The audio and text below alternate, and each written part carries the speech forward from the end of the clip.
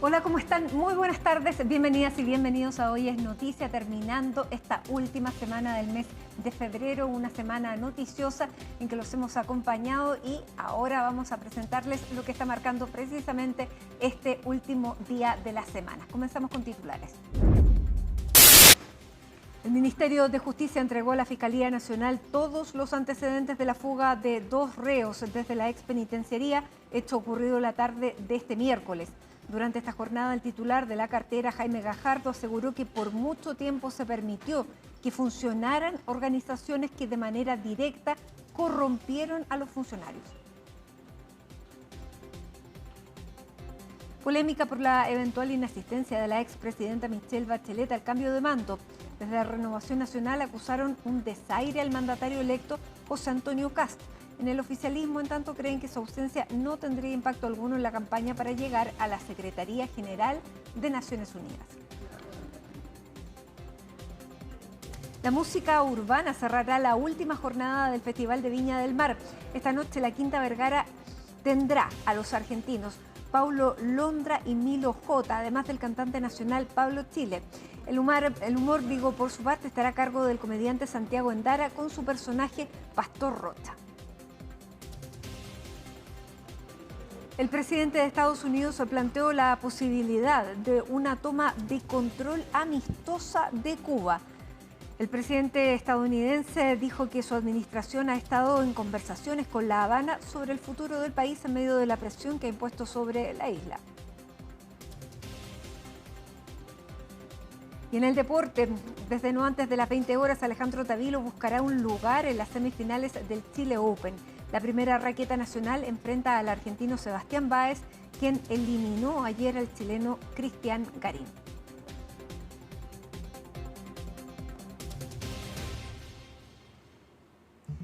Y comenzamos con las duras declaraciones del ministro de Justicia, quien señaló que durante mucho tiempo se permitió que funcionaran organizaciones que de manera directa corrompieron a los funcionarios. Esto en referencia a lo que ocurre en Gendarmería a propósito de la fuga, que pasamos a revisar junto a Felipe Hernández. Hola Felipe, ¿cómo estás? Muy buenas tardes. Tú has reportado todos los antecedentes que están rodeando la investigación de esta fuga del pasado miércoles. Bienvenido. Muchísimas gracias. ¿Cómo estás, Mati? Muy buenas tardes y a todos también en sus casas. Claro, porque hemos ido conociendo algunos antecedentes respecto de esta investigación que está llevando adelante la Fiscalía Metropolitana Occidente. Todo esto a raíz de la fuga de estos 2 internos, 2 condenados por delitos graves. Hablamos de homicidio frustrado en contra de funcionarios de Carabineros en ejercicio, además de, porte ilegal de armas en el año 2018, 2019, 2020, incluso también algunos hechos por los cuales fue condenado. Hablamos de El Pelao, que es Tomás González Quesada, a 16 años de cárcel. Y por otro lado está el denominado o el apodado Indio Juan, que hablamos de Juan Abdón Flores Valenzuela. Este sujeto, fue condenado a cadena perpetua por un femicidio, que él es el autor de ese hecho con un disparo en el cuello a su ex pareja. Este hecho ocurrido el año 2021. Con esos antecedentes es que estos sujetos logran evadir todo tipo de control por parte de Gendarmería y logran escapar de la ex penitenciaría como Pedro por su casa. Salieron desde ese recinto penitenciario y hasta ahora nadie los ha encontrado. Es un hecho que, por supuesto, como le señalaba, está investigándolo el Ministerio Público y buscándolo intensamente las policías, particularmente la Policía de Investigaciones. Pero aquí hay antecedentes que hemos ido conociendo en el último momento. Tienen que ver, por ejemplo, con algunas diligencias que ya se han realizado en torno a este caso. Se han desarrollado, por ejemplo, el perfilamiento del entorno de estos 12 internos. Mientras eran internos, esto previo a la fuga, se han estado haciendo algunos interrogatorios, por supuesto, a quienes estaban en las correspondientes celdas, tanto vecinos como también en la misma celda donde estos sujetos permanecían encerrados, cumpliendo condena. Así como también se están haciendo los chequeos del trayecto que estos sujetos habrían realizado ya fuera de la cárcel, es decir, revisando cámaras de seguridad. Cada cámara que pueda mostrar los movimientos de estos sujetos. Así también hemos conocido la información que ya se están tomando las declaraciones correspondientes.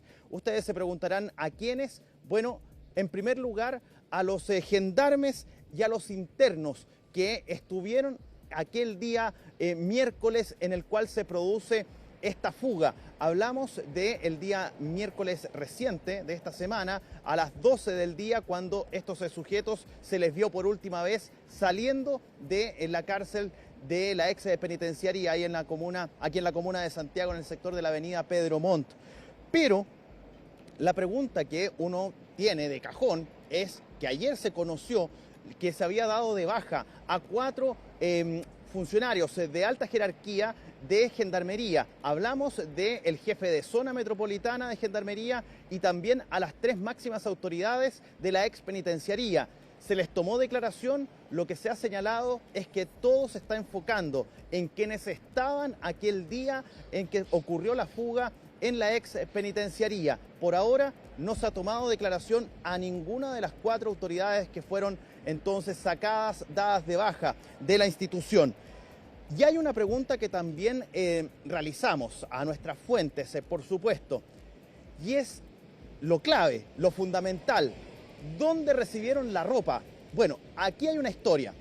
Estos sujetos habrían sido vistos, observados en las cámaras de seguridad internas de la penitenciaría, portando un papel. Ese papel es el que les permite a ellos llegar a la enfermería. Y hay un antecedente muy importante. Estos sujetos no tenían, aparentemente, una cita en la enfermería, sino que se habrían conseguido este papel para ir hasta ese lugar. Lo cierto es que uno de ellos, hablamos de Juan Flores Quesada, que es Juan Flores Valenzuela, perdón, que es el denominado Indio Juan. Él es insulino dependiente y él acudía frecuentemente a la enfermería. Por lo tanto, se puede pensar que este sujeto habría solicitado este papel para acudir hasta la enfermería, pero aparentemente todo habría sido parte del plan. Fue después de asistir a la enfermería que en pasillos intermedios de la ex penitenciaría estos sujetos se habrían cambiado de ropa. Tuvieron incluso el tiempo para ponerse una primera capa, para ponerse la polera encima, también ponerse los pantalones. Todo esto escondidos detrás de algunos pilares, donde hay una cámara aparentemente grabando y apuntando hacia un sector específico, el cual estos sujetos también tenían conocimiento de dónde estaba enfocando esa cámara en el momento en el que llegaron a ese lugar, a ese punto, a realizar el cambio de ropa. Es lo que se maneja dentro de los antecedentes que han podido ser observados tanto por el Ministerio Público como también por Gendarmería y por supuesto por parte de la Policía de Investigaciones en particular, porque son los que están llevando adelante esta investigación. Algunos de los antecedentes que se conocen hasta ahora son los que les hemos mencionado. Lo otro tiene que ver dónde están estos sujetos, que para las fuentes de la investigación, bueno, lamentablemente tienen 5 horas de ventaja estos 12 sujetos que se fugan de la cárcel de la ex penitenciaría debido a que se escapan al mediodía y recién se vienen a enterar todos de su falta, su no existencia dentro de la población de reos de la ex penitenciaría a las 5 de la tarde del día miércoles recién pasado. Es los antecedentes que se manejan, pero siguen existiendo algunas declaraciones. Tú lo mencionabas, Mati, lo que se ha conocido dentro de toda esta investigación. Bueno, hoy nuevamente se refirieron desde el Ministerio de Justicia a propósito de esta indagatoria, de poder encontrar a estos 12 sujetos condenados por delitos graves y que hasta ahora no se les ha encontrado el paradero. Así lo dijeron desde el Ministerio de Justicia y pongan atención también a las declaraciones que entregan desde algunas de las asociaciones de gendarmes de Gendarmería de Chile, porque también tienen una opinión al respecto de toda esta situación.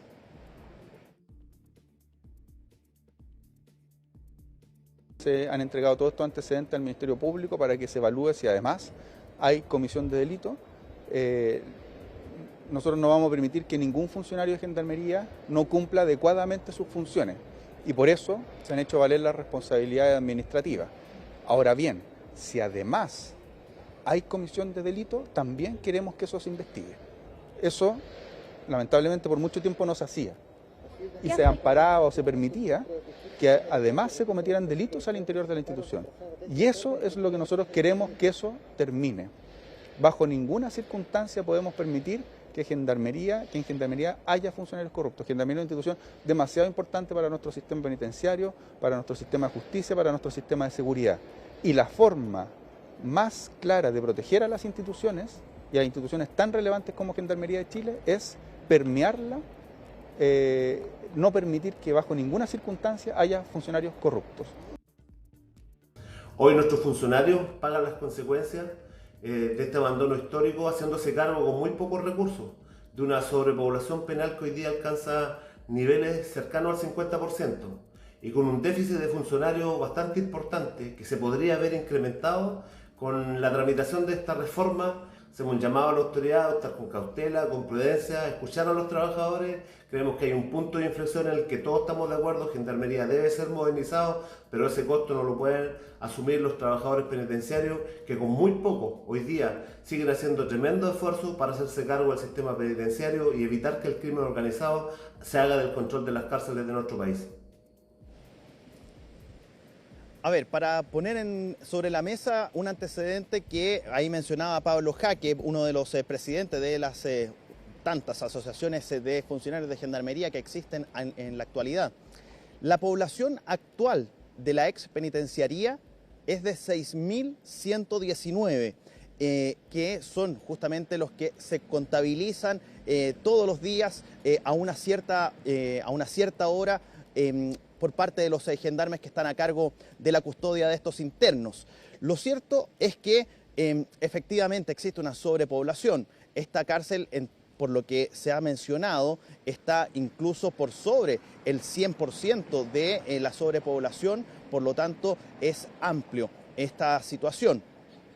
Por otro lado está la dotación de gendarmería, la cual siempre se ha insistido en que faltan gendarmes, pero lamentablemente en el último tiempo, y lo conversábamos justamente Mati anoche en CNN Prime, se han dado algunas situaciones donde se ha solicitado o se ha requerido dar de baja a ciertos funcionarios de gendarmería por errores que a esta altura ya se pueden denominar como garrafales, porque son más allá de algún error administrativo, son errores propiamente tal de, escritura o de comprensión, incluso en algunas ocasiones, donde finalmente se dejan libres a los imputados, por ejemplo, que han sido entonces dejados en prisión preventiva, por ejemplo, y que terminan quedando en libertad. En este caso en particular, ya se habla por parte de las autoridades políticas de nuestro país, por ejemplo, el subsecretario de Justicia, Ernesto Muñoz, tanto en CNN Chile, ayer en la tarde, en Hoy es Noticia también, como en otros medios, él ha mencionado que aquí habría o hay posiblemente indicios de posibilidad que existan funcionarios de gendarmería que hayan hecho vista gorda y que hayan pasado, que le hayan dado justamente el paso libre a estos sujetos o que simplemente no estaban realizando una labor como corresponde y estos sujetos, me refiero a los 12 que se fugaron de la ex penitenciaría, lograron su cometido evadiendo todo tipo de control de seguridad por parte de los mismos gendarmes y de la infraestructura que mantiene la ex penitenciaría también. Hay que señalar, hay sectores que tienen más de una puerta, más de dos, más de tres incluso, y de todas maneras estos sujetos pasaron. Claro, si estaban vestidos como gendarmes, pasaron colados, como se dice coloquialmente. Por eso, entonces, es que es tan complejo todo lo que sucedió a propósito de esta insólita fuga de estos 12 internos condenados por delitos gravísimos y vestidos como gendarmes. Eso hay que dejarlo también establecido. El ministro de Justicia, Jaime Gajardo, también volvió a referirse respecto de otras temáticas, todo esto en el marco de toda esta situación que ocurre. Bueno, escuchemos más palabras de la autoridad, del jefe de la cartera de Justicia. Por mucho tiempo se permitió que funcionaran organizaciones que de manera directa corrompieron a los funcionarios. Y eso nosotros teníamos una evaluación muy clara en el año que ingresamos como gobierno, en el año 2022. Y por lo mismo le pedimos inicialmente al Ministerio Público constituir un equipo de trabajo para investigar lo que estaba pasando en los establecimientos penales. Ese equipo se constituyó en marzo del año 2023. Hemos podido desbaratar bandas, realmente bandas, lamentablemente, de funcionarias y funcionarios de Gendarmería que cometían hechos ilícitos en su interior. Y como estamos trabajando fuertemente en aquello, no vamos a permitir que esto siga ocurriendo. Uno de esos hechos es lo que se ha denominado como la Operación Apocalipsis. Ustedes recordarán esta investigación de la policía y del Ministerio Público que logró dar con 44 funcionarios de Gendarmería que participaban en conjunto con civiles para lograr, entre otras cosas, ingresar teléfonos celulares, comida, equipos de diferente tipo, etcétera, todo a cambio de diferentes montos. Un teléfono celular costaba ingresarlo 400.000 pesos, por ejemplo. Es parte de lo que se ha ido desbaratando. Pero todo esto tiene que ver con un debate específico y que tiene que ver con esta reforma que ha presentado el gobierno del presidente Gabriel Boric al Poder Legislativo para justamente reformar, valga la redundancia, la institución de Gendarmería. Ese proyecto de reforma se encuentra hoy en el Senado, en la Comisión de Constitución, y ahí es donde están puestas las miradas y las solicitudes correspondientes para que se legisle lo más rápido posible y tratar de sacar este proyecto de reforma para evitar que este tipo de situaciones se sigan produciendo. El punto, y aquí hay que hacer el apartado respecto de esto mismo, es que a los funcionarios de Gendarmería no les gusta para nada la reforma, porque entre otras cosas, aquí se producen dos situaciones. Una es que Gendarmería dejaría de estar, al menos para esta reforma, al mando o bajo el alero del Ministerio de Justicia y pasaría al Ministerio de Seguridad Pública. Y por otro lado, las asociaciones gremiales, que hoy día, como les decía anteriormente, son más de 15, más de 16, bueno, dejarían de existir prácticamente en su totalidad. Y por eso es que se mantiene entonces con malestar algunas de las autoridades, o más bien algunos de los funcionarios de Gendarmería en ese aspecto. Todos tienen la misma opinión de que hay que reformar Gendarmería, pero los cuestionamientos del blanco y negro se produce justamente con algunos puntos que establece este proyecto de reforma a la institución. Hoy se realizó una reunión importante entre la autoridad actual, hablamos del ministro Jaime Gajardo, y el futuro ministro de Justicia del gobierno del presidente electo José Antonio Kast. Hablamos de Jorge Rabat. Y se reunieron en la jornada del día de hoy. Se le consultó al futuro ministro de Justicia respecto de este proyecto de reforma a Gendarmería y esto fue lo que contestó.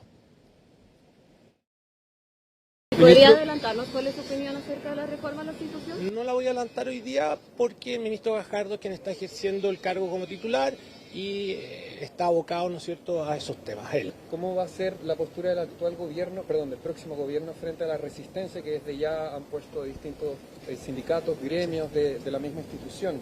A partir del 11 de marzo lo va a saber usted. Ahí está. No hay mucha novedad respecto de esta situación, de esta discusión que va a tener entonces, o de esta tarea que va a tener el futuro ministro de Justicia, el futuro ministro Rabat, respecto de esta reforma constitucional o reforma a la institución de Gendarmería a partir del 11 de marzo. Nos pidió preguntarle, entonces ahí para adelante vamos a estar muy atentos al devenir, si están de acuerdo o no con este proyecto de ley de reforma a la institución de Gendarmería tal como está en la jornada del día de hoy, Mati.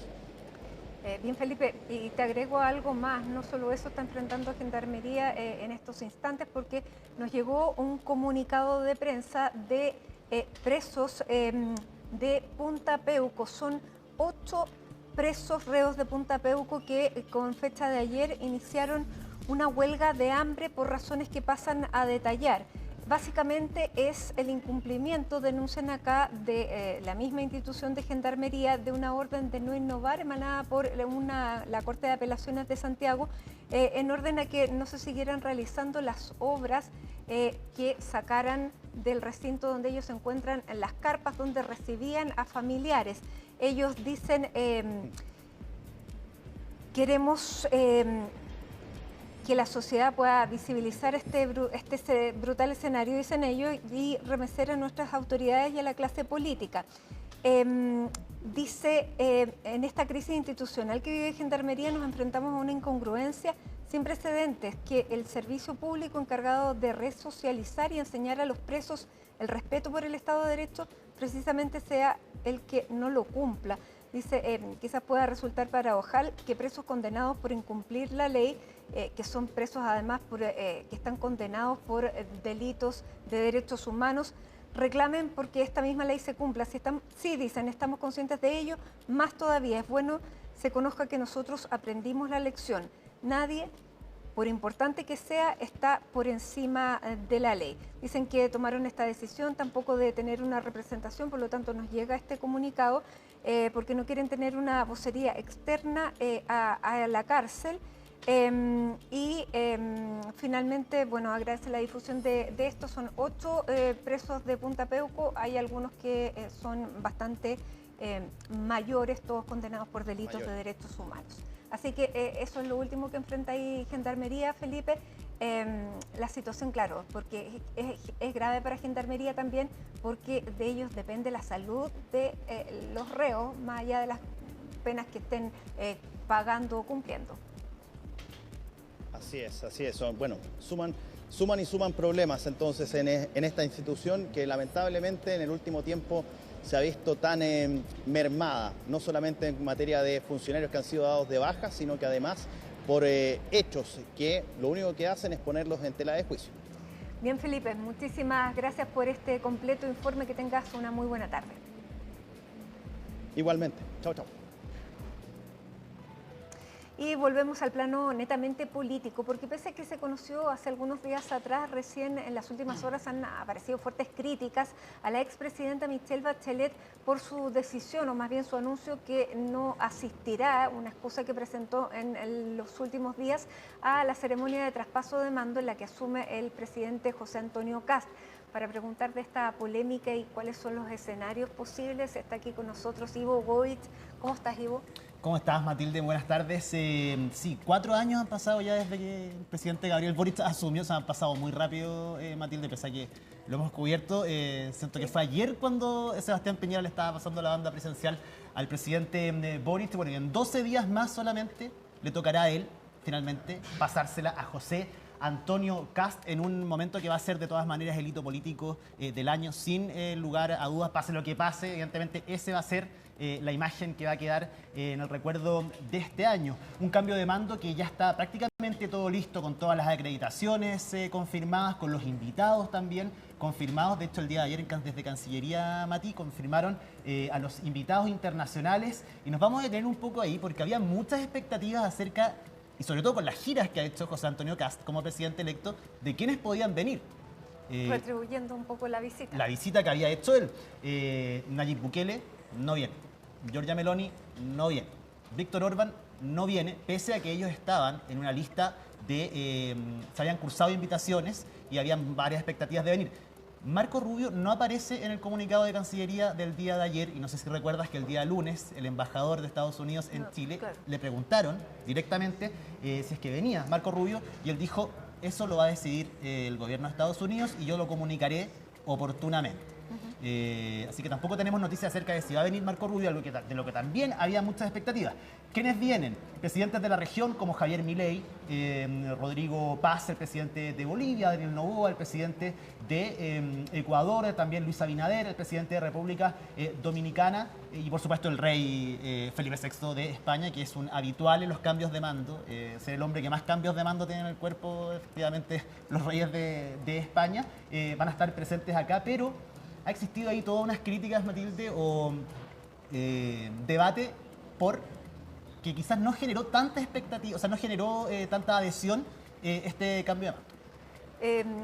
Bueno, hay cosas que también pueden ocurrir a última hora. Por ejemplo, Nayib Bukele, yo no sé si él viaja frecuentemente, bueno, Sí. Hemos visto muy poco, pero por razones, hay mandatarios, por ejemplo, él o Marco Rubio, que no es mandatario, sino que es secretario de Estado, pero que por razones de seguridad muchas veces no Podrían se confirma decirlo hasta al final. último minuto. Ese, por un lado. Y lo otro, claro, es también una situación exterior, en el plano político exterior, que está bien compleja, porque estábamos viendo ahí que hoy día Donald Trump hablaba de dar una toma amistosa a Cuba, por ejemplo, Sí. lo que está pasando también en Irán. Bueno, hay muchas cosas que están sucediendo, por lo tanto, 11 días en este escenario es una eternidad. Sí, al menos son los nombres confirmados. Lo de Marco Rubio, como tú dices, evidentemente podría generar algún tipo de cambio. Y lo seguro también es que no viene ni la presidenta de México, Claudia Sheinbaum, ni tampoco el presidente de Brasil, Luis Inacio Ya, eso Lula da es Silva. Y importante. eso es importante porque son dos países grandes, de los más grandes e importantes Y son de la los región. países que Además. apoyan la postulación de Michelle Bachelet. Es una postulación que presentan 3 países a la Secretaría General de Naciones Unidas: Chile, Brasil y México. Y es el presidente de Brasil, Ignacio Lula da Silva, el que ha llevado y está llevando el liderazgo de esta candidatura. Y el presidente electo había dicho que iba a conversar con ellos ¿Quiere la conversar con ellos? pertinencia, claro, Sí. de la presentación de esta candidatura, y esta era la ocasión para Sí, hacerlo. al menos acá en Chile no va a ser. Vamos a revisar, Matilde, una declaración que nos llegó desde la oficina del presidente electo, del futuro ministro del Interior, Claudio Alvarado, quien se refiere a lo que va a suceder el 11 de marzo precisamente, y a la vuelta vamos a hablar del cronograma de José Antonio Kast, de ese día, el presidente electo, y también de la situación de la expresidenta Michelle Bachelet. Muy bien. El 11 de marzo es un acto republicano, formal, donde se produce la investidura del presidente Kast. En otras palabras, el mandato recibido en las urnas se transforma en el ejercicio efectivo de la acción de gobernar. Ahí escuchábamos entonces, Mati, al futuro ministro del Interior, Claudio Alvarado, José Antonio Kast. A resumir lo que va a hacer ese día, él va a pasar la noche finalmente en Cerro Castillo del 10 para el 11, él va a salir de ahí.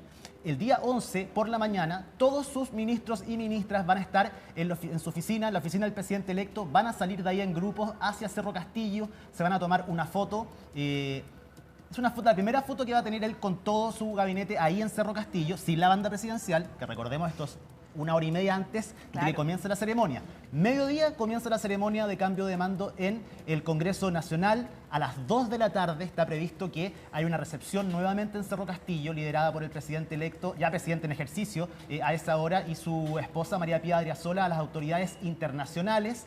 Va a haber un acto paralelo en el Hotel Sheraton, liderado por algunos ministros de Estado también, que ya van a tener su cargo de manera formal. Y por la tarde regresa a Santiago el presidente José Antonio Kast. Va a tener una actividad en la región metropolitana ligada al ámbito de la educación, para después hacer este recorrido clásico en el Fort Galaxy, llegar al Palacio de la Moneda, y a las 9 de la noche, Matilde, va a hacer su discurso oficial por el balcón que da hacia la Plaza de la Constitución, en lo que va a ser la Casa de Gobierno y posteriormente también su casa. Y claro, y él va a hacer una recepción en el Palacio Posterior. de Gobierno posterior a los invitados, sobre todo los invitados internacionales. No, a los internacionales me dijeron que iba a ser solamente en Cerro Castillo. El almuerzo. Sí, y va a ser con familiares, parlamentarios más políticos y amigos los que van a ir al Palacio de la Moneda. Recordemos que el día anterior en Palacio Cousiño, además, tiene una recepción para los invitados internacionales, José eso es Antonio Kast. importante, claro. No sé si te recuerdas que lo hizo el presidente Boric en la Municipalidad de Santiago, donde recibió a distintas autoridades internacionales el año 2022. Esa va a ser la agenda, a grandes rasgos, del presidente electo José Antonio Kast. Durante los próximos días les vamos a estar contando detalles de los días previos y el día posterior también, donde va a tener actividades. Pero no solamente las invitaciones a nivel internacional han causado debate, sino que a nivel interno también.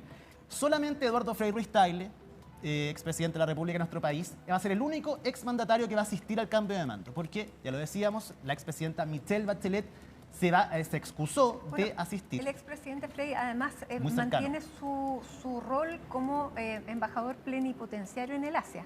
Que con el gobierno del presidente Boric no lo tuvo. Ahí hay una discusión acerca de si es que le pidieron renunciar al cargo o él lo entrega finalmente, porque él se sabe que él no votó por Gabriel Boric. Esa es una cosa. Dos, y Michelle Bachelet tiene una razón importante para no asistir. Dicen que en su cargo de vicepresidenta del Club de Madrid va a estar en una actividad en la sede de Naciones Unidas, que tiene que ver con mujeres, efectivamente, durante esos días entre el 9 y el 13, lo que hace imposible que ella pueda venir para acá. A nivel político, esto se ha leído de dos formas. Uno, que corresponde que ella, por la candidatura que tiene, haga campaña y pues pueda moverse, aprovechar estas instancias para ir generando ciertos lazos y que se puedan transformar en votos futuros. Pero por otro lado, hay quienes dicen que esto es un desaire al presidente electo José Antonio Kast en medio de una decisión que él ha dicho va a tomar posterior al 11 de marzo, que es si es que apoya a nivel de Estado la candidatura a la expresidenta Michelle Bachelet o no. Pudimos conversar el día de hoy con distintos políticos y también ex cancilleres. Vamos a revisar las declaraciones de Heraldo Muñoz, ex ministro de Relaciones Exteriores, y también la del presidente del Partido Republicano, Arturo Esquella. De ser efectiva la no participación de la expresidenta Bachelet en el cambio de mando, no solo sería lamentable, sino que también bastante incomprensible teniendo en cuenta su candidatura a Naciones Unidas. La única lectura que nos quedaría es asumir que tanto ella como el gobierno saliente descartan cualquier alternativa de triunfo en esa candidatura.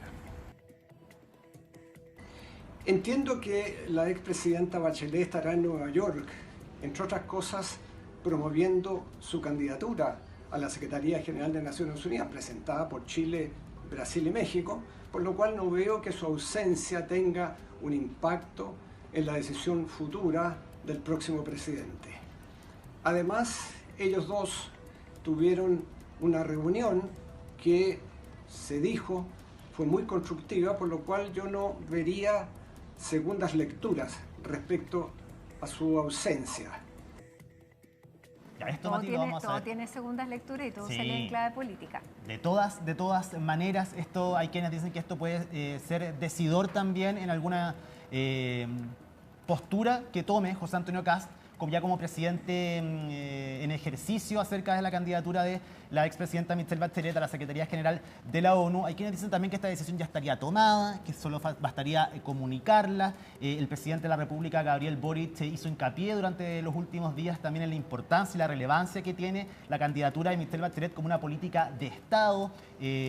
Tema que también va a ser tratado en una reunión que van a tener posiblemente el día martes José Antonio Kast y Gabriel Boric en el Palacio de la Moneda junto a un grupo de ministros para hablar del cable submarino. Hay temas que también el presidente Boric quiere poner sobre la mesa, sobre migración, sobre la Comisión de Verdad y Niñez y por supuesto sobre Hacienda, sobre los números que le importan mucho al próximo gobierno y además este también puede ser algún tema que, según José Antonio Kast, en la tercera reunión que tuvieron en el Palacio de la Moneda no se habló.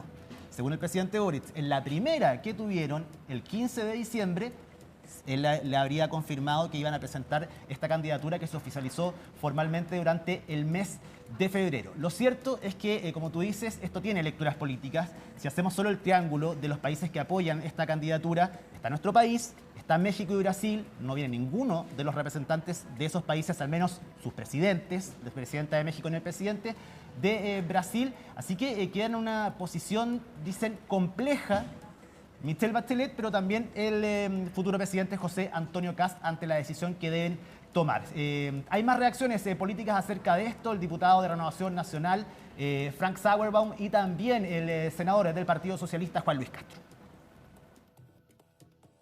Este es un desaire innecesario al presidente Kast y compromete el apoyo que él le pudiera dar como secretario general de Naciones Unidas, pero prefiere hacerle un guiño a los sectores más de izquierda, ausentándose de esta ceremonia republicana. Nosotros hubiésemos esperado un gesto más de Estado, un gesto que uniera a los chilenos y que entienda que el presidente Kast va a ser presidente de todos los chilenos. Nosotros esperamos que con la presidencia del presidente Kast se enfoque el trabajo del gobierno en tres áreas fundamentalmente, que son las prioridades para los chilenos en todas las encuestas. Primero, enfrentar el crimen organizado, el narcotráfico y la delincuencia. decididamente y con mano dura, también respecto de los temas de migración que no se han resuelto.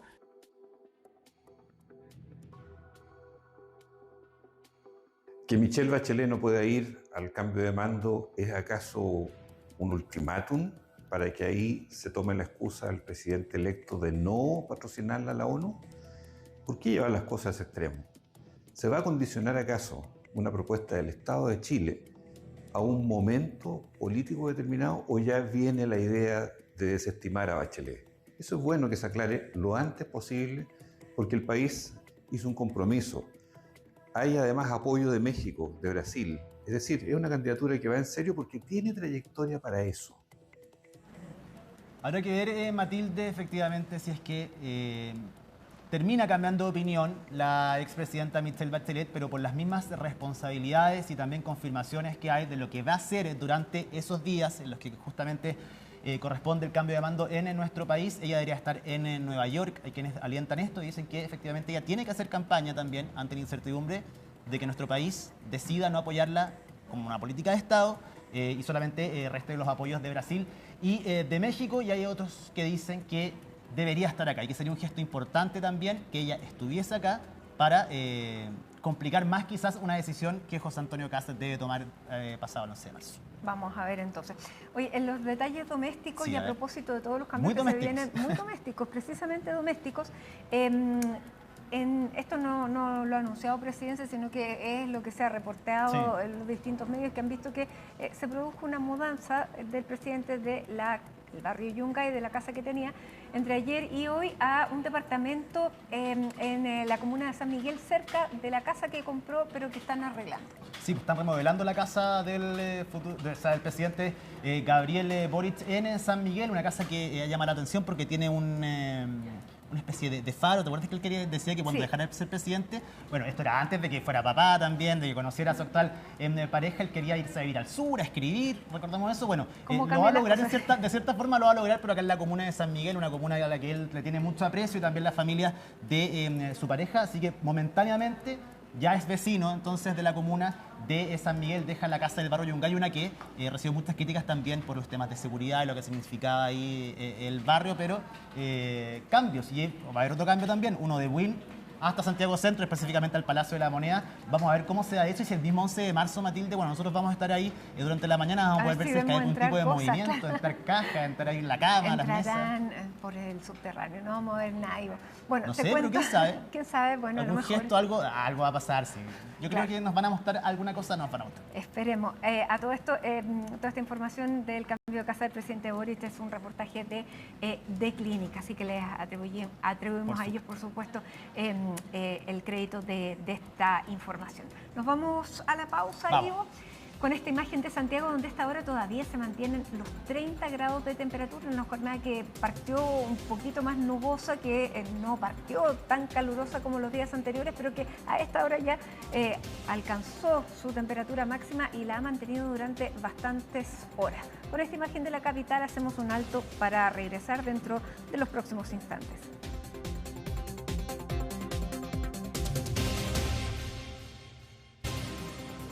Bueno, mientras sigue la polémica por el cable submarino que estaba por construir China con dirección a Chile, vamos a conocer y saber más detalles de los riesgos que efectivamente una comunicación como esta puede representar en materia de seguridad.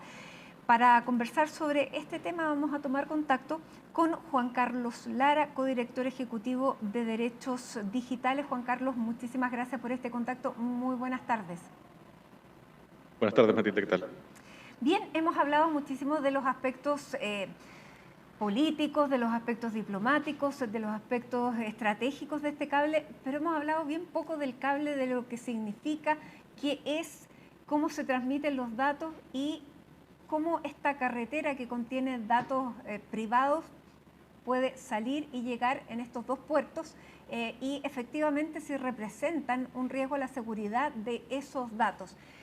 ¿Qué es lo que podemos conocer sobre un proyecto como este? Bien, Matilde, un proyecto como este representa una forma de infraestructura de comunicaciones, lo que significa que buena parte de las comunicaciones que se producen dentro del territorio de Chile o que llegan a Chile desde otros países puedan transmitirse, en este caso, en un cable directamente hasta un país en Asia.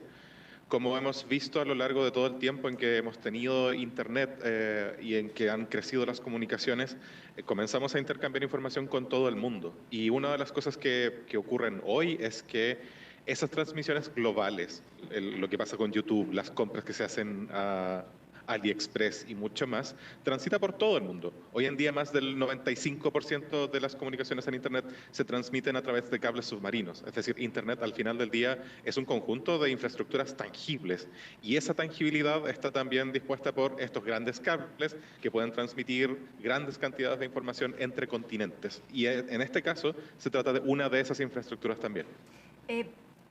Se le ha tratado de asimilar a carreteras y que el problema pudiera no estar en la misma carretera, sino que en las entradas y en las salidas de esta carretera. ¿Cuáles son los mecanismos por los que un país podría efectivamente dar seguridad de que los datos que recibe y que salen no van a ser interceptados o no van a ser fruto de espionaje? Creo que esa es una pregunta extremadamente difícil porque tal como ocurre con cualquier información que está disponible para una persona o para una agencia de seguridad, esa disponibilidad no impide que existan ciertos usos. Es decir, que la información esté allá afuera o que pueda ser interceptada no impide necesariamente que pueda cumplir fines distintos a aquellos por los cuales esa información se emitió. Pero hay un par de cosas que considerar allí.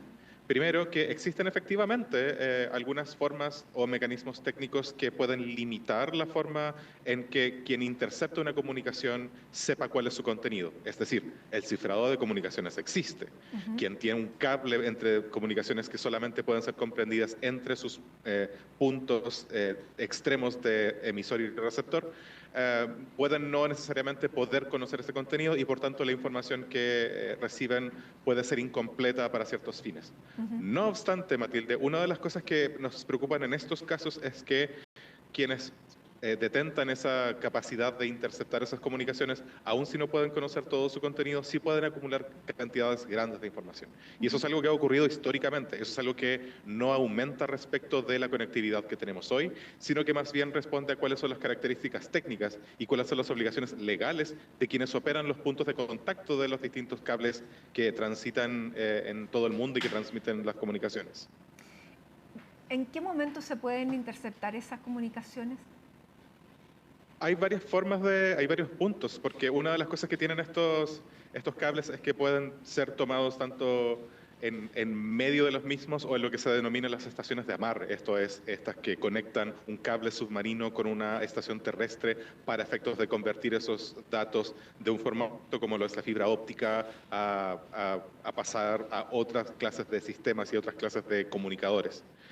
Y aquí, Matilde, creo que es importante también entender que esas tecnologías, porque han existido desde hace tiempo, también han permitido una interceptación antes. Una de las cosas que vimos, por ejemplo, a mediados de la década pasada, con las revelaciones de Snowden, es que había programas del sistema de inteligencia estadounidense y de algunas de sus aliadas en el mundo en que había acceso masivo a tráfico en cables de fibra óptica que estaban dentro de sus territorios, dentro de su jurisdicción. Es decir, esto ha ocurrido con anterioridad. El que eso se haga de forma técnicamente factible y además legalmente factible es una cuestión que no solamente nos debería preocupar en relación con China, sino en general respecto de las comunicaciones, y en tal sentido se vuelve extremadamente importante que pongamos atención no solamente en las características técnicas de las comunicaciones, que estén cifradas, que haya controles de acceso significativos, sino también en la clase de acuerdos legales que celebramos con las empresas que instalan esta infraestructura y la clase de acuerdos que tengamos con los países con los que nos estamos comunicando, de forma de asegurar que las condiciones legales no nos lleven a más circunstancias de vigilancia masiva o de interceptación masiva de comunicaciones. Ya, eso es posible. Ahora, estamos en medio de una guerra entre Estados Unidos y China, más que nada de poder, de quién va a tener en los próximos años, en el futuro, la hegemonía. Por lo tanto, más allá de las pertinentes resguardos que se pongan en cada uno de los lados.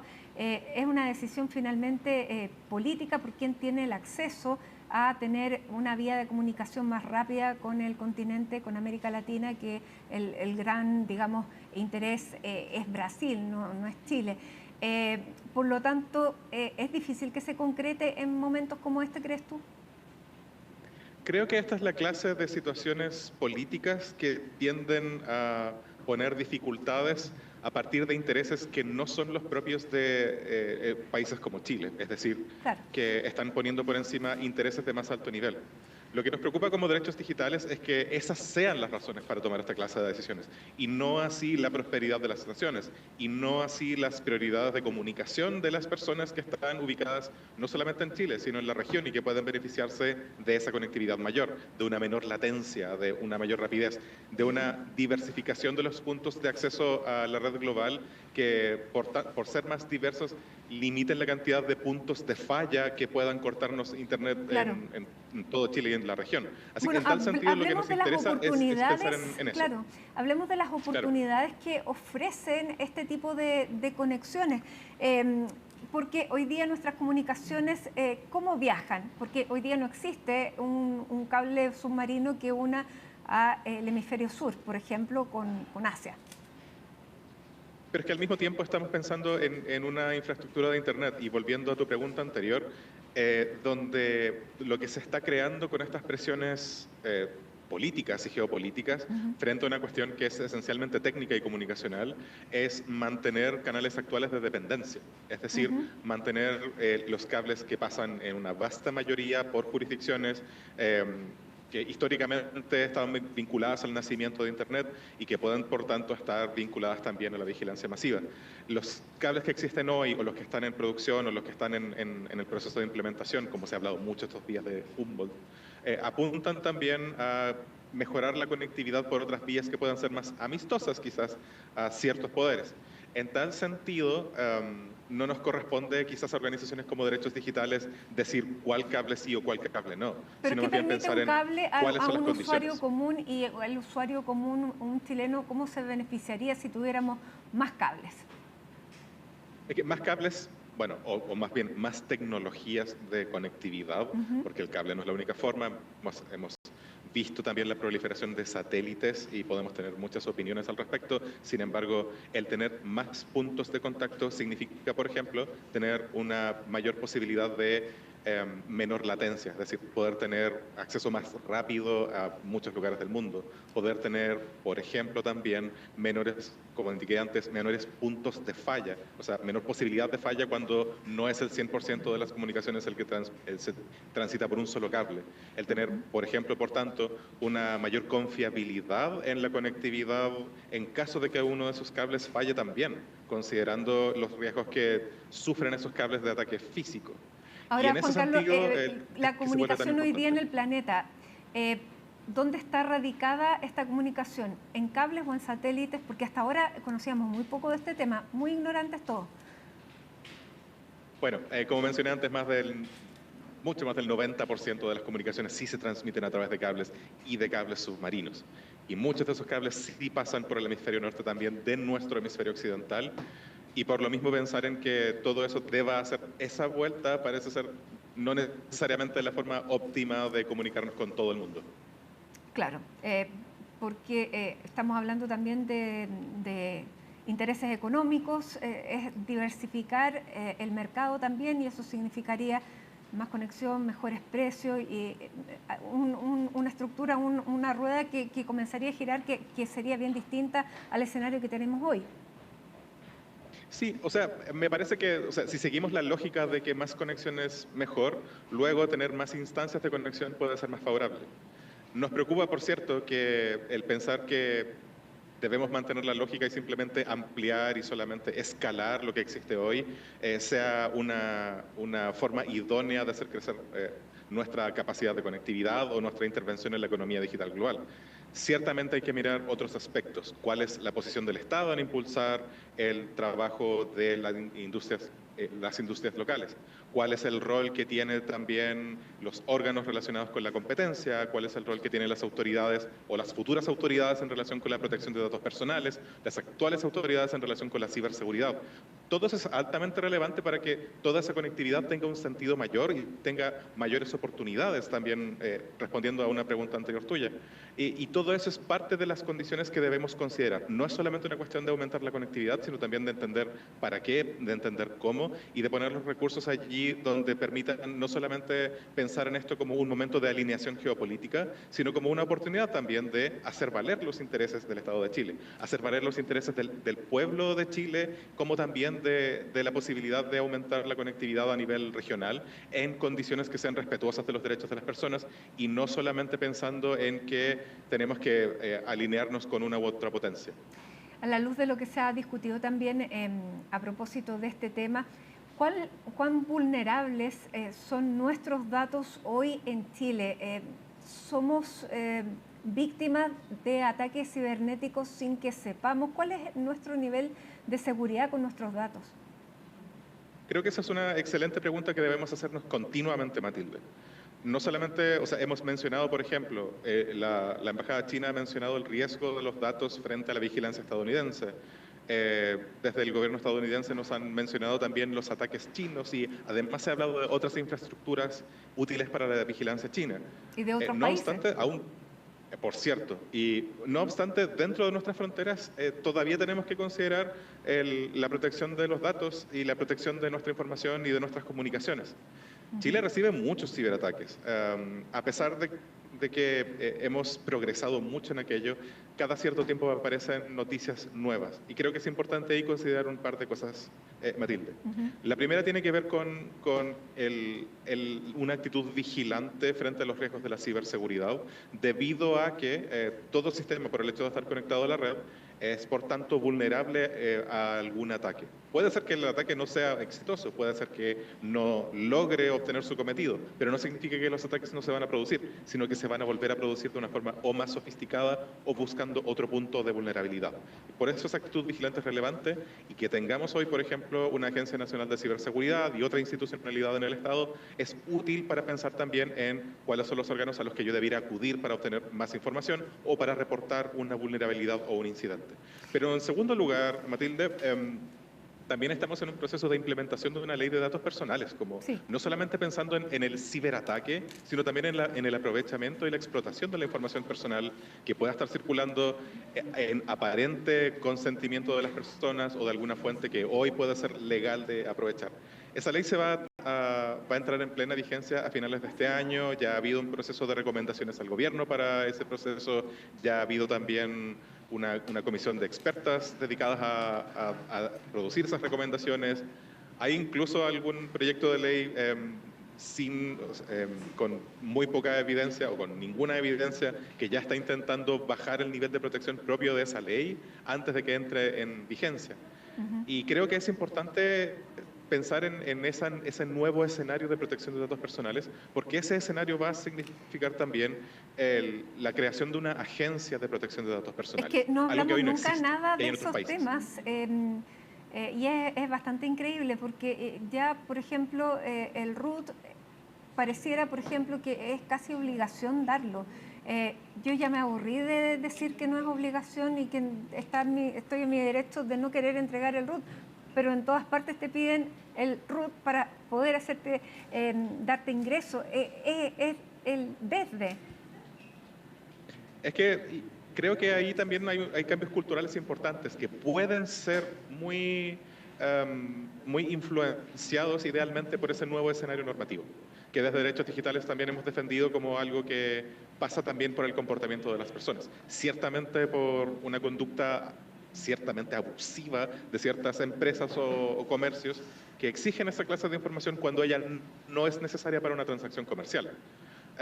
Es decir, hemos defendido el no entregar el RUT y hay personas que, tal como tú, tal como yo, no lo entregamos de forma tan cotidiana ni tan fácil, ni siquiera por los mejores puntos del supermercado, sino entendiendo que cada una de esas entregas significa una entrega de vulnerabilidad. O sea, nos dijeron hace décadas que cuando el producto es gratis, el producto es uno. y que por tanto la entrega de esa información termina siendo una cuestión más valiosa para quien la recoge que para uno mismo. Y de la misma forma, que esté tan lleno de servicios aparentemente gratuitos no significa que no exista un valor económico en la entrega de esa información. Lo importante allí es entender también que esa entrega de información se vuelve también una entrega de una vulnerabilidad adicional, ya no por el mero hecho del ciberataque, sino de la explotación, mediante el perfilamiento, mediante la vigilancia, mediante el ofrecimiento de ofertas que puedan ser discriminatorias. Y en ese sentido, el poder enfrentar los próximos años con un nuevo régimen de protección de datos personales puede ayudarnos no solamente a la idea de una protección frente al abuso por parte del mundo privado, sino también de una mejor comprensión del valor de esos datos dentro del comercio en la sociedad ratificada. Muy bien. Juan Carlos Lara, codirector de Derechos Digitales, muchísimas gracias por conversar con nosotros para poder entender mejor de lo que estamos también hablando finalmente en esta discusión tan geopolítica, pero también poner atención al cotidiano, a lo que depende de nosotros. Muchísimas gracias. Gracias, buenas tardes. Hacemos una pausa a esta hora en Hoy es Noticia con imágenes de Viña del Mar, donde a esta hora hay agradables 20 grados y es la playa de Acapulco ahí la que da cuenta de la sensación térmica que hay a esta hora. Muchísima gente en la playa todavía cuando son las 18:34 minutos. Estamos de regreso, les contamos que el tercer juzgado de garantía de Santiago decidió rebajar las medidas cautelares que pesaban contra el ex alcalde de Recoleta, Daniel Jadue. Para conversar en qué quedaron estas cautelares, qué significan y cuál va a ser el futuro del ex alcalde, vamos a conversar con nuestro compañero que no lo había tenido aquí sentado en la mesa de trabajo de Hoy es Noticia, que se viene incorporando a CNN. Juan Cristóbal Cható, bienvenido, periodista de Tribunales. ¿Cómo estás? Bien, ¿y tú, Matilde? Muchas Muy gracias. Bien. ¿Fue una sorpresa para Daniel Jadue esta rebaja en medidas cautelares o es algo que ya venía solicitando hace muchísimo tiempo y esta vez tenía alguna esperanza? Yo creo que puede haber sido una sorpresa en el sentido de que la última vez que se solicitó una rebaja de las medidas cautelares de Daniel Jadue, recordemos que lleva aproximadamente 1 año y medio con arresto domiciliario total, fueron bastante similares los antecedentes que se presentaron durante esta jornada. Sin embargo, por la decisión del tribunal durante el día de hoy se rebajaron en las medidas cautelares. Es lo que esperaban y lo que deseaban precisamente de la defensa y por parte del exalcalde de Recoleta. Sin embargo, pudo haber sido distinto el resultado por lo que te comentaba, de que los antecedentes que se presentaron hoy día ante el tribunal fueron bastante similares a lo que se argumentó durante la última vez que se solicitaron las medidas cautelares. Un antecedente nuevo, eso sí, que se vertió en el tribunal durante esta jornada tiene que ver con una pericia psicológica realizada por la Corte de Apelaciones de Santiago a Daniel Jadue, donde se solicita precisamente antecedentes en ese sentido, donde demostrara que un estrés que está viviendo Daniel Jadue y complicaciones naturales, por supuesto, al estar encerrado en su casa 1 año y medio. Esta pericia se presentó anteriormente, aquí no se pudo demostrar, eso sí, en esa instancia, de que los problemas que estaba teniendo Daniel Jadue se pudiesen atribuir al hecho de que estaba con arresto domiciliario total. Esto cambió durante el día de hoy porque se volvió a realizar esta pericia y sí se confirmó, según el tribunal, que esta situación estaría siendo provocada por el hecho de que está cumpliendo esta medida cautelar. Otro antecedente también que se presentó durante el día de hoy es una oferta laboral que recibió el exalcalde de Recoleta para poder ejercer su trabajo. Él es arquitecto de profesión y recibió precisamente una oferta para trabajar de jefe de proyecto en un estudio de arquitectura que tiene oficina en Providencia, y esos fueron algunos de los antecedentes que permitieron precisamente a la defensa de Daniel Jadue permitir esta rebaja ahora a arresto domiciliario nocturno desde las 10 de la noche hasta las 6 de la mañana, comparado por supuesto con lo que estaba cumpliendo ahora de un arresto domiciliario total. Claro, es un cambio bastante importante para este régimen carcelario. ¿Cuáles fueron las reacciones? Bueno, Daniel Jadue sin duda lo valoró mucho, su defensa también, y obviamente con duras críticas a la causa que ha levantado el Ministerio Público durante los últimos años. Él ha sido constantemente crítico de esta situación, ha acusado lofer e incluso hoy día apuntó contra quienes fueron en un principio los abogados querellantes de Best Quality, que ahora están en prisión preventiva por la trama bielorrusa. Hablamos de Mario Vargas y Eduardo Lagos. Pasemos a escuchar precisamente las declaraciones de Daniel Jadue a la salida del tribunal. Muy contento con el fallo, no había ninguna razón que sustentara mantener la prisión, el arresto domiciliario total.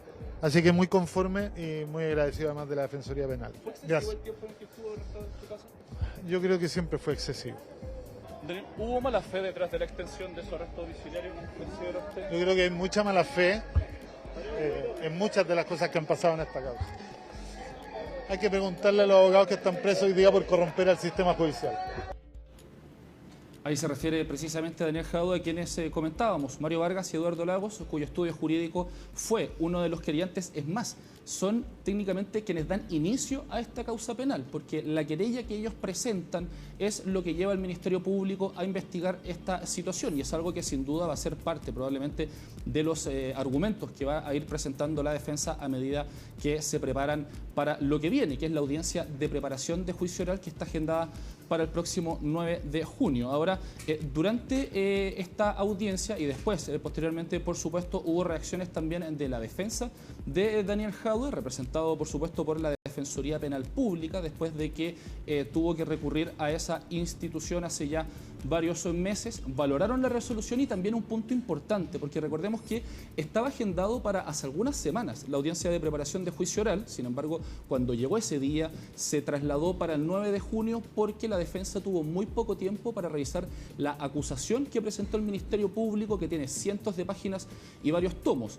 El Ministerio Público, por esa situación, acusó medidas dilatorias por parte de la defensa. Dicen que están tratando de estirar la situación procesal o el proceso judicial que está viviendo Daniel Jadue por distintos motivos. El tribunal hoy día estimó en su resolución que eso no es así, que la defensa no estaría intentando dilatar este proceso. Lo comentó, por supuesto, la abogada defensora de Daniel Jadue. Estamos muy conformes con la resolución del tribunal, toda vez que acogió las alegaciones de la defensa. Nosotros señalábamos que habían variado las circunstancias que en su oportunidad se tuvieron en consideración para decretar un arresto domiciliario total, y el tribunal acogió las alegaciones. Valoramos aquella parte de la resolución en que el tribunal señaló que no vislumbraba técnicas dilatorias de parte de la defensa en relación a esta investigación, sino que es parte de nuestra labor tratar de conocer a cabalidad los antecedentes, y evidentemente que en 14 días, cuando nosotros asumimos y el Ministerio Público cerró la investigación, no existía esa posibilidad. Bueno, lo comentábamos, lo que viene ahora es precisamente la audiencia de preparación de juicio oral, agendada para el 9 de junio. Varios de los intervinientes comentan en los pasillos de tribunales, se podría decir, que esperan que esto pueda ser lo más expedito posible. En muchos casos las audiencias de preparación de juicio oral duran meses, incluso más de un año en algunos casos, porque se tiene que precisamente presentar cuál va a ser la evidencia, por ejemplo, del Ministerio Público que va a ser vertida durante el juicio, cuáles van a ser los testigos que van a citar a declarar en estrado, como suelen ser en los juicios orales en nuestro país, y es por eso que eso toma mucho tiempo, pero esperan que pueda ser lo más expedito posible. Esto porque la acusación que presenta el Ministerio Público, recordemos, tiene 4 cargos de delito de fraude al fisco, un cohecho, una estafa y un delito concursal. Por todo esto, la Fiscalía pide cerca de 20 años de cárcel para el exalcalde de Recoleta. Así lo comentó precisamente después de la audiencia el fiscal que lleva el caso. Vamos a estudiar la decisión en términos de si apelamos o no a esta resolución, pero eso lo decidiremos los próximos días. Esto no cambia las circunstancias, los planteamientos que nosotros tenemos en relación con los antecedentes que fundan la acusación, los delitos por los cuales se presentó acusación tanto respecto del imputado Jadue como respecto de otros. No, esto no modifica nada en nuestro cronograma y nuestro accionar en relación con esta causa. Se mantienen los mismos términos, eso no ha sido modificado. ¿Cuántos años son? Se está pidiendo aproximadamente 18 años en relación con todos los delitos que se le está imputando específicamente en caso de Jadue. Son entonces precisamente las declaraciones que estaba entregando después de la audiencia el fiscal. Dice que este cambio en las medidas cautelares que cumple Daniel Jadue no tienen efecto en el trabajo que está haciendo el Ministerio Público. Van a estudiar si apelan o no, pero está la posibilidad de que se deje con esta medida cautelar para poder llegar en buenos términos a la audiencia de preparación de juicio oral y así evitar cualquier medida dilatoria, como acusa el Ministerio Público en su momento por parte de la defensa, y se puede hacer lo más rápido posible. El objetivo para varios de los intervinientes es que el juicio como tal pueda comenzar antes de que termine el 2026. Junio sería la fecha probable, inicial. De la audiencia de preparación de juicio oral. Después no de debiéramos tener noticias de aquí hasta junio. No debería haber novedad, al menos que haya alguna apelación, o, como falta bastante tiempo, también está la posibilidad de que la defensa vuelva a solicitar una rebaja en las medidas cautelares. Sin embargo, es poco probable, ya que ya se rebajó, es una medida cautelar poco gravosa la que tiene Daniel Jadue en este momento, es arresto domiciliario nocturno, por lo que se ve difícil que haya cambios en esta situación de aquí al 9 de junio, que se va a empezar a preparar el juicio en el caso de las farmacias populares. Perfecto, clarísimo. Juan Cristóbal Soto, muchísimas gracias por estar con nosotros explicándonos este tema y seguramente sin duda vamos a seguir conversando dentro de los próximos días con los múltiples casos que hay en los distintos juzgados. Muchas gracias. Así será. Muchas gracias a ti. Buenas tardes. Terminamos esta última semana de febrero a esta hora con esta imagen de la capital. 27 grados es la temperatura a esta hora. Que tengan un gran fin de semana y sigan en nuestra sintonía. Muy buenas tardes.